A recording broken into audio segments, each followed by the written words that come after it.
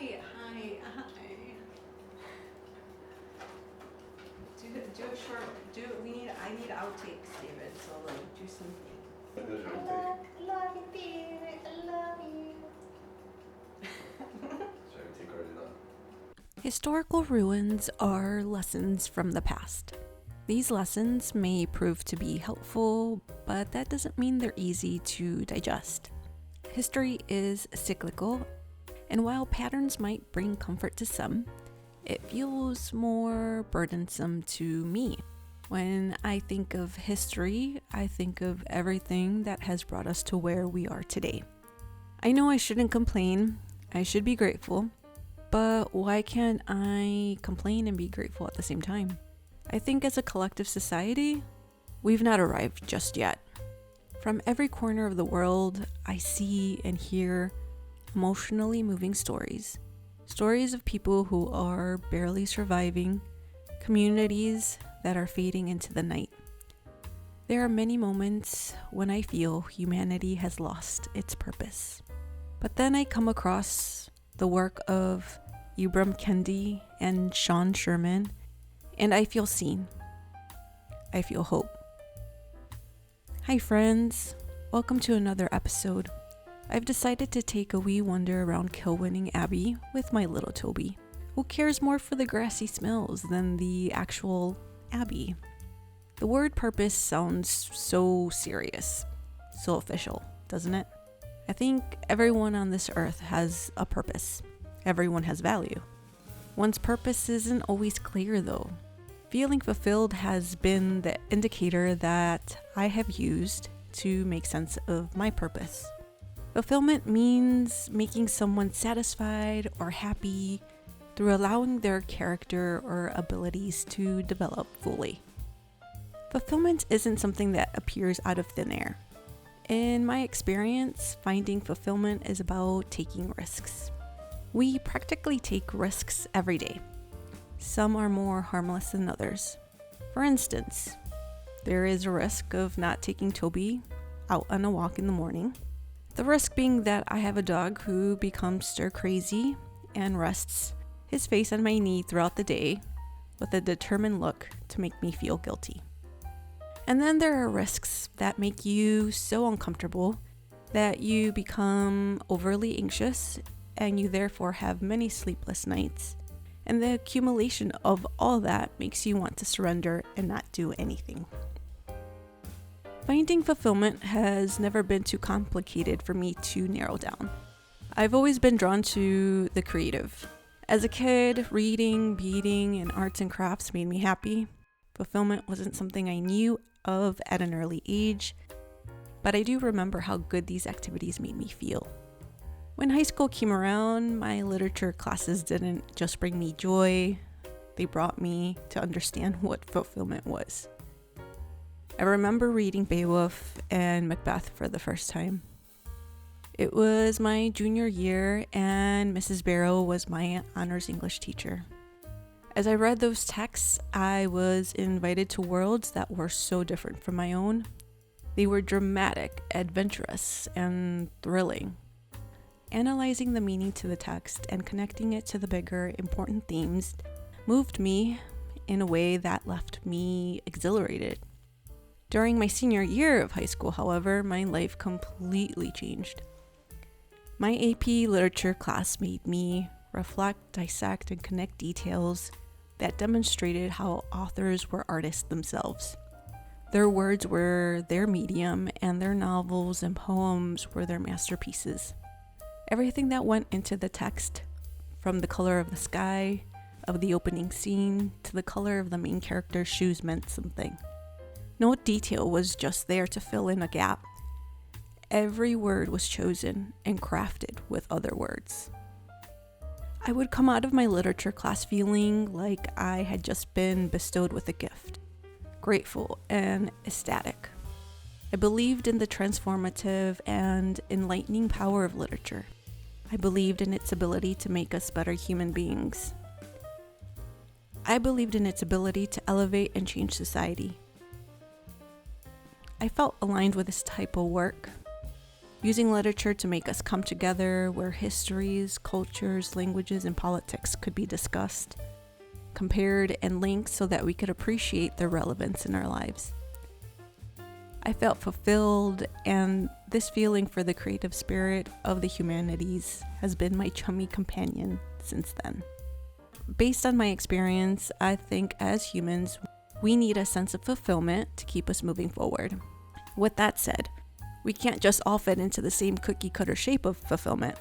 Our lives carry lines and depths which vary so much. Therefore, there isn't a formula for finding fulfillment. And that's the amazing thing about fulfillment. Each one of us gets to create their own version. There's no right or wrong way. I do think that the older we get, the more we start factoring in fulfillment in our decisions more seriously. However, I'm aware that finding and maintaining fulfillment is a privilege. Not everyone has the money to pick up videography or painting. Not everyone can be a self-employed creative. Not everyone has the time and energy for it. My parents arrived to what is now the United States when they were kids. My dad retired from the same job he got when he was 16. My dad worked at a factory doing manual labor. My mom retired from being an administrator at a Chicago public high school, having worked her way up from being a part-time security guard for the school, and before that she was working at a Little Caesars, a pizzeria chain. My parents lived to survive most of their lives, and because of that they didn't have what I had all my life: stability and time. My parents didn't have the opportunity to try out different pursuits that aligned with who they are. My mom never took up woodworking, and my dad never got to continue on a path to becoming an engineer. Despite all of this, my parents have managed to still lead fulfilling lives. My mom is a creative in the kitchen, experimenting with new recipes, challenging herself to make foreign foods. My mom brings food and family together. That's where she shines. My dad has found his fulfillment at church, helping out the predominantly immigrant community of Pilsen. My dad volunteers at the food kitchens, rummage sales, and special services that Sampio puts on. My dad gives back to the community that was his first home in Chicago. My parents have implicitly taught me that fulfillment is essential. And I think I learned through my experiences that it's okay if my approach to fulfillment is nothing like theirs. Does fulfillment look and feel different for each generation? I think so. I think that's why my parents couldn't understand how unfulfilled I was in corporate America. When I realized my fulfillment lay with the humanities, with being a creative, I ignored it, thinking all I needed was a hobby after my 9 to 5. What a big mistake that was. I also remember being told that I had to compromise my fulfillment and just be happy. The disconnect there was quite absurd. The creative world was so feared by my family that I became fearful of it. It was a confusing time. I was stuck mentally, physically, and emotionally. From my experience, I've learned that I need to feel fulfilled on a regular basis to keep myself healthy. Fulfillment to me is as crucial as water is to watercolors.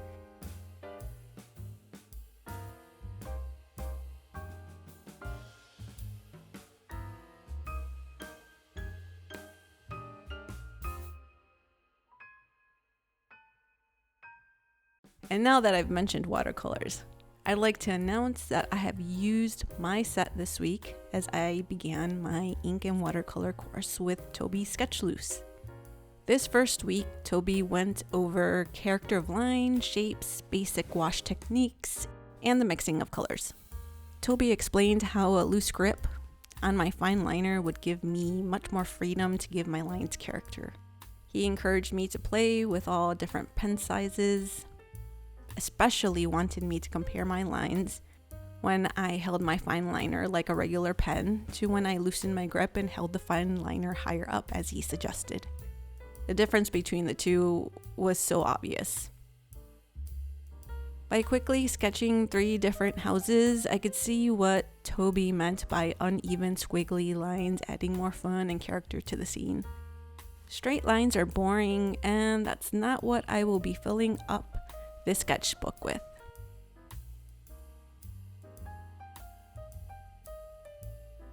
Toby continued on to discuss 2-dimensional and 3-dimensional shapes. He provided examples of how a triangle is still a triangle, even if one of the edges is a bit stretched or flattened. He did this for all the shapes, adding a bit of unevenness to them. Toby highlighted that identifying the basic shapes of a reference is so helpful in sketching. He manipulated a triangle, square, circle to demonstrate how we might find them in the world around us. That at the end of the day, everything can basically be broken down into triangles, squares, and circles.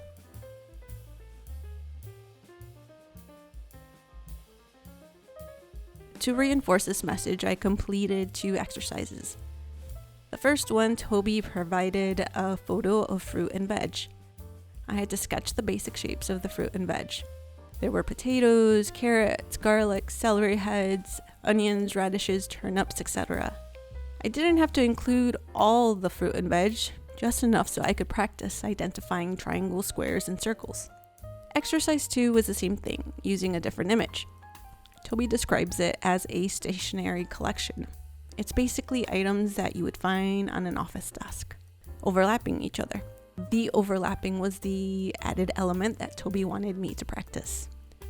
The sketch isn't exactly like the reference, but overall the basic shapes came through.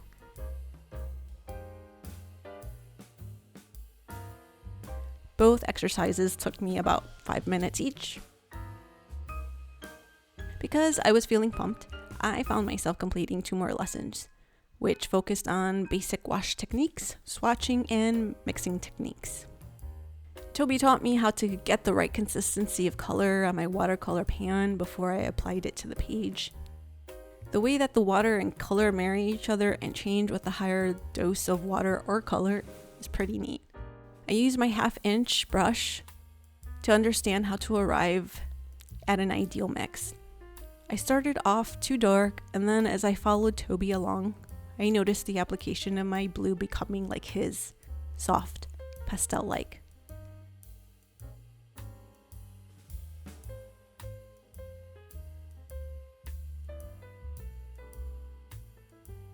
I did the same thing with orange, and as I dragged down the brush, a lovely sorbet orange appeared on the white page.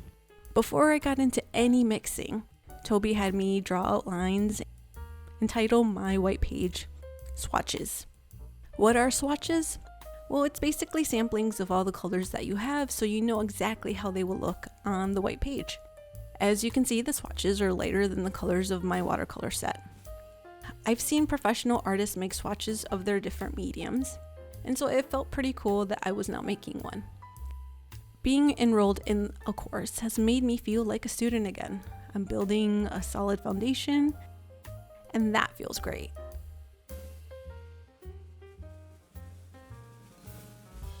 On the next page, I practiced a couple of the mixing techniques, which Toby suggested were helpful to learn.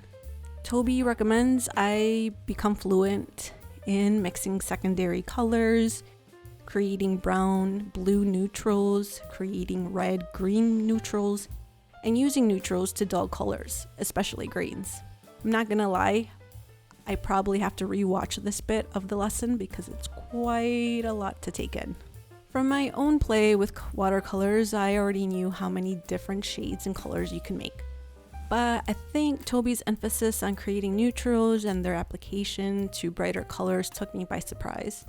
Understanding how to master color is something I definitely want to get better at.